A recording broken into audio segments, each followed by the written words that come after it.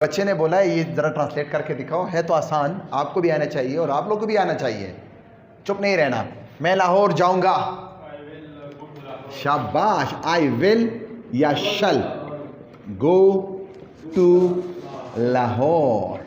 अच्छा, ये विल और शल में नहीं फंसना। ब्रिटिश वाले कहते हैं शल लगाओ आई के साथ, कनाडा और अमेरिकन कहते हैं सब लगाओ, विल लगाओ, कोई इशू नहीं है। मैं लाहौर जा रहा हूँ जी, मुजाहिद जा रहा हूँ। I am going to Lahore.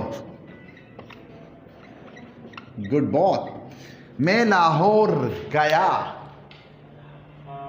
जाऊंगा नहीं, जा रहा हूं नहीं, गया। शाबाश, well done. I went to Lahore. और अब आप वीवर्स करो, मैं लाहौर जा चुका था, इसकी इंग्लिश क्या होगी ज़रूर कमेंट में बताइए और इसी तरह सवालात का सिलसिला जारी रखें। Thanks for watching.